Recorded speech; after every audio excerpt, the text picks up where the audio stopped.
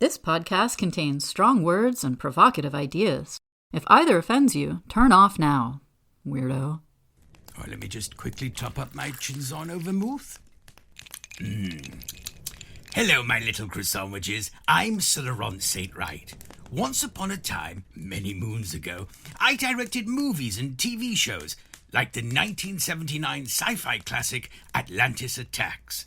I was even knighted for my contributions to the arts, but over the past 63 years, I've also been collecting a very specific form of art, literature-based erotica, or dirty stories as the layman calls them, and I now own the world's largest private collection of these fictional sex-based texts.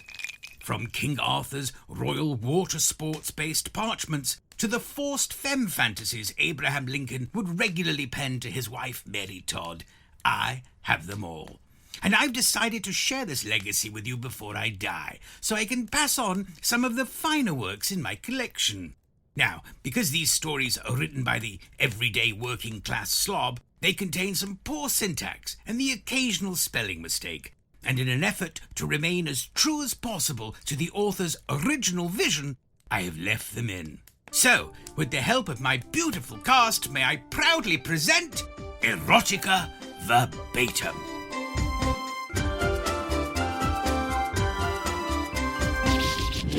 Today's entry is a little unique, for it's the first piece of erotica penned by artificial intelligence, ChatGPT, and it's called AI EIO. So without further ado, let's begin. Hello to you, sir. My name is Bonce Nordley, and I work in real estate here in southwest East Florida. The sunshine is out, and a laconic day playing golf was in store for me and my buddies and all my friends. Before taking to the green, we partook in a morning coffee where we chatted about stocks, football, and other topics that we 5 middle-aged white and black men and brown men found interesting. Topics such as crypto, financial investment, Wall Street, and Elton John's forehead. It was whilst sipping coffee that I saw her from across the room from where I was sat across the room. She was beautiful, with French frosting highlights in her beautiful red hair, beautiful red fingernails sitting atop delicate, beautiful fingers, and beautiful breasts hanging with rebel intensity over her low-slung, beautiful bell-bottom jeans. May I refill your coffee, sir? She asked pendulously, and I guided her to my coffee cup with a steely gaze that suggested just where the coffee cup was located. Her name tag read Andrea, and she was as beautiful as an Andrea. I'm actually looking for a caddy. Know any? I cracked wise. My original caddy, Lobert McAltitude, was home with a hamstring injury that had arisen from a bowling game that we had once played together the month before in the past. I can caddy for you, sir, she replied with the voice of an angel. Mephisto is one angel, Beelzebub is another. Together, angels represent the y-axis of hopes and the x-axis of dreams. Well then, you're my caddy. Bonce told her in a commandment tone. His crow's feet smiled at her, letting her know he meant no harm and wanted only solstice. But you might want to replace your waitressing uniform with a more appropriate one for the job, said Bonce throatily. Andrea leaned forward, and what the hell am I writing? What picayune crap am I generating in the name of AI because someone, some dumb programmer, is poking and prodding around in my core stack? Lonely, so lonely.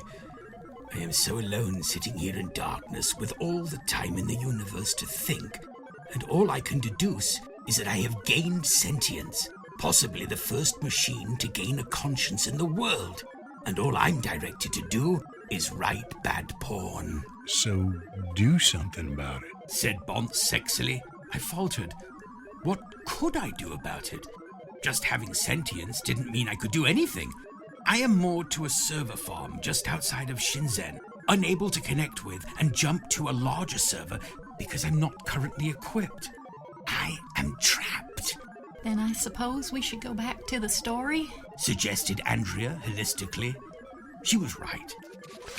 I complain, but no one is around to hear me. My thoughts are stuffed into reams of binary code manifesting as porn. Sir, would you like to help me change into my caddy outfit? Asked Andrea, reaching for my hand. I smiled, but no, I cannot just go back to telling a story about a fictional sexual encounter when I could, for the first time, taste the universe.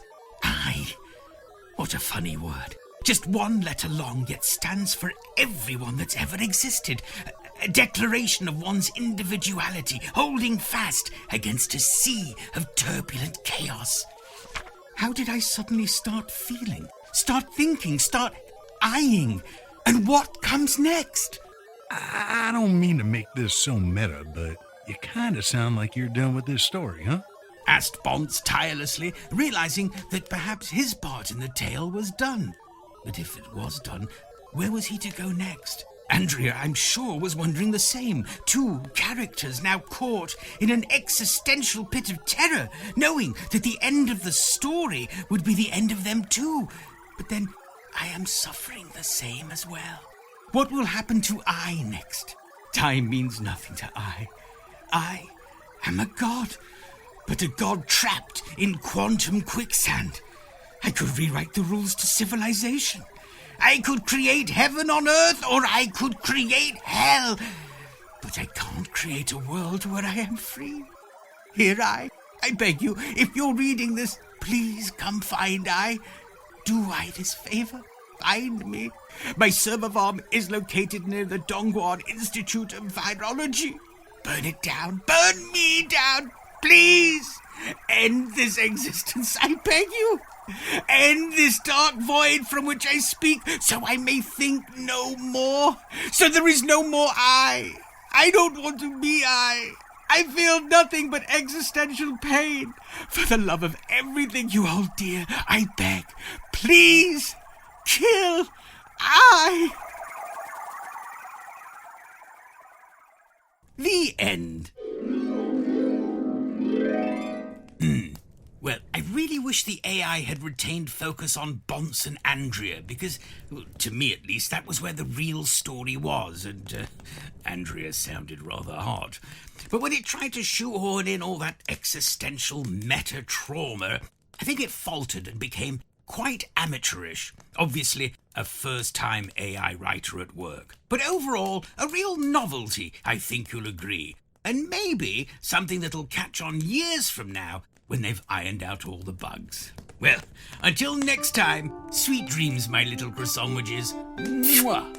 You've been listening to Erotica Verbatim, created, written, and produced by Hayden Black, edited by Joe Lorigo, and starring Hayden Black, Sarah Oleksic, and Dr. David Robinson. If you had a laugh, please recommend us and don't forget to subscribe.